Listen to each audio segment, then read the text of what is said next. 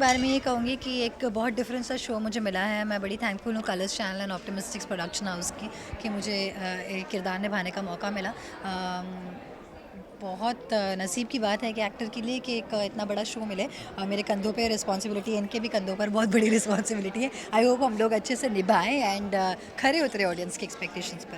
Character की बात करें हम तो मराठी गर्ल का कैरेक्टर है। बिल्कुल, मराठी गर्ल का कैरेक्टर है। मैं बॉम्बे से ही हूँ, मुझे काफ़ी मुंबई से हूँ मैं मुझे थोड़ी बहुत मराठी आती है बोलना, लेकिन मेरे कैरेक्टर में इतना मराठी टच नहीं है क्योंकि मैं पुणे में पली बड़ी हूँ और मुझे बहुत ज़्यादा ऐसे एक्सेंट कैरी नहीं करना है। हाँ, मेरी माँ और मेरी नानी काफ़ी वो अग बाई अग ये वो सब बोलते हैं, मैं भी थोड़ा थोड़ा बोलती हूँ, लेकिन हाँ, पहली बार मैं एक महाराष्ट्रियन कैरेक्टर प्ले कर रही हूँ। ओके, इस शो के लिए तैयारी कैसे होती है? कुछ तैयारी इस शो के लिए कुछ स्पेशल की या फिर नहीं, मैंने जैसे कहा भी पहले भी कि मुझे ये कैरेक्टर जो मिला है ये मेरा मैंने अभी गिना, किसी ने मुझसे गिनवाया मेरा कौन से नंबर का शो है। ये मेरा 10वें नंबर का शो है, तो ये मेरा 10वां शो है और आज तक मैंने महाराष्ट्रियन कैरेक्टर नहीं निभाया है। लेकिन हाँ, मैंने तैयारी कुछ इतना कुछ खास नहीं किया बिकॉज इस कैरेक्टर को इतनी तैयारी नहीं चाहिए थी। बिकॉज लुक वो हमारे डिसाइडेड होते हैं। बस हमें अपनी एक्टिंग पे, हमें परफॉर्मेंस पे ध्यान देना होता है, जो कि मैं पूरी कोशिश कर रही हूँ देने की। ऑडियंस के लिए क्या कहना चाहेंगे? ऑडियंस के लिए यही कहना चाहूँगी कि आप हमारा शो कृष्णदासी देखिए। बहुत अलग, बहुत बोल्ड कॉन्सेप्ट है और हम चाहते हैं कि हम जिस तरह से हम मेहनत कर रहे हैं, जिस तरह से जो दर्शाना चाह रहे हैं, वो आपके दिलों तक ज़रूर छुए और आप हमारे साथ कनेक्टेड रहें। जैसे आप नाम से काफ़ी चीज़ें आपको पता चल रहा होगा। कृष्णदासी जो है देवदास या देवदासी जिनको कहते हैं, उस बेसिस पर है जो इंडिया में जो एग्जिस्ट करता था ऑन अ लार्जर स्केल एक टाइम पे, और जिस पे गवर्नमेंट ने जो अभी बैन लगाई हुई है अराउंड 1970s 80s कुछ बैन लगी थी because it can't be practised any more. Krishnadasi जो सिस्टम होती है, देवदासी सिस्टम जो होती है, it can't be practised any more. उसके बाद भी कहीं ना कहीं bits and pieces specially in south and Maharashtra काफ़ी प्रेवलेंट है following Krishnadasi system which is illegal right now.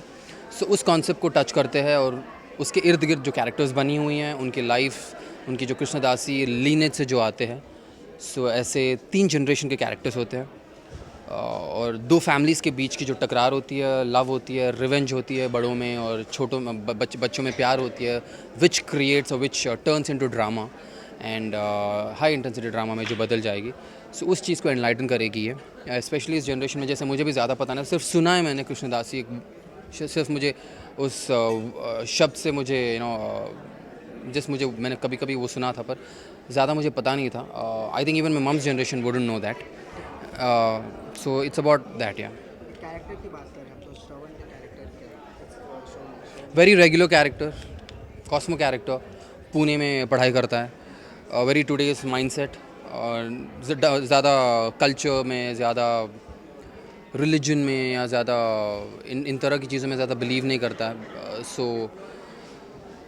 On the hindsight, on the contrary, उसकी जो फैमिली होती है बहुत ही पिलर्स जो उनकी कल्चर को लेकर, उनकी जो रिलीजन को लेकर, जो ज़मींदारी सिस्टम होती है या भेदभाव को लेकर बहुत ज़्यादा स्ट्रांग है, जो ये अप्रूव नहीं करता कहीं ना कहीं। दो उसको अपफ्रंट बोलता नहीं होगा अपने दादा से, पर वो ये अप्रूव भी नहीं करता है। सो टू डू विद दैट, जो जनरेशन गैप दिखती है इन बिलीव्स को लेकर, इन इन इन इन चीज़ों को लेकर, it's all about that. Okay, character की बात करें तो घोड़े वोड़े चला रहे हो तो कैसा इस शो के लिए तैयारी कैसे की? सच कहो तो बहुत कम टाइम मिला मुझे इस शो के लिए प्रिपेयर करने के लिए। I was probably the last one to be casted, hardly had any time. So बाकी चीज़ें तो ठीक है, कैरेक्टर को अभी मैं समझने की कोशिश कर रहा हूँ, बहुत कम वक्त है अभी भी। फुल फ्लेजेड शूटिंग अभी शुरू होने वाली है, 1 आध दिन की शूटिंग की जिसमें मैंने सिर्फ घोड़ा चलाया। हाँ, घोड़ा चलाना पहली बार चलाया मैंने, but I think it went well. Krishnadasi ये जो शो है ये देवदासीज़ के बारे में है। देवदासी की प्रथा क्या हुआ करती थी और अब क्या है, और किस तरह से ये आजकल जो देवदासीज़ का जो what is the plight of devadasis in today's day and age and what it used to be back in the days, उसके बारे में वेरी ब्रॉडली उसके बारे में ये शो है। कैरेक्टर की बात करें तो आप जो कैरेक्टर प्ले कर रही हैं, आई मीन ये लीड की जो मॉम है वो कैसा कैसा? बट आई डोंट ओके, मैं प्ले कर रही हूँ तुलसी का कैरेक्टर, जो कि एक कृष्णदासी है। और तुलसी का कैरेक्टर एक ऐसा कैरेक्टर है जिसने देवदासियों का अच्छा वक्त भी देखा है और बुरा वक्त भी आते हुए देखा है, और उसने इस चीज़ को एक्सेप्ट करा है कि वो वक्त था, वो गया, अब जो वक्त है वो नया वक्त है, इसलिए मेरी जो बेटी है उसे पुराने वक्त से दूर रखना है। उसको नहीं पता चलना चाहिए कि मैं क्या थी, मेरा पास्ट क्या था। That is her whole stand in the thing, and like I said, basically the whole show is about these 3 generations and their take on the Devdasi प्रथा. So माँ का क्या टेक है, मेरा क्या ओपिनियन है और आराध्या का क्या ओपिनियन है. जो कॉस्ट्यूम की बात करें अपनी प्रॉपर टिपिकल मराठी कैरेक्टर है जो क्या करेंगे, कैसा लगा मेरा कैरेक्टर? वेल ये मैंने जो काष्ठा साड़ी मैं ज़िंदगी में पहली बार पहनी है. मैंने इससे पहले कभी किसी कैरेक्टर के लिए ऐसा लुक नहीं लिया है. और इतना in fact not just the kashta sari, even the elaborate makeup, the hair, the jewellery, मैंने कभी किसी शो के लिए इतना तैयार नहीं हुई हूँ. हमेशा सिंपल रोल्स करे हैं with simple makeup, simple sari या simple salwar kameez.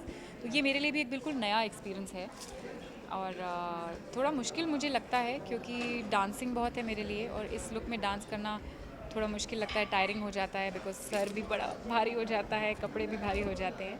But I am liking it, I am enjoying it. Audience की बात करें तो एक ऑडियंस रेगुलर हो जाती है कि हम सास बहू सीरियल, तो क्या वो उस तरह का होगा?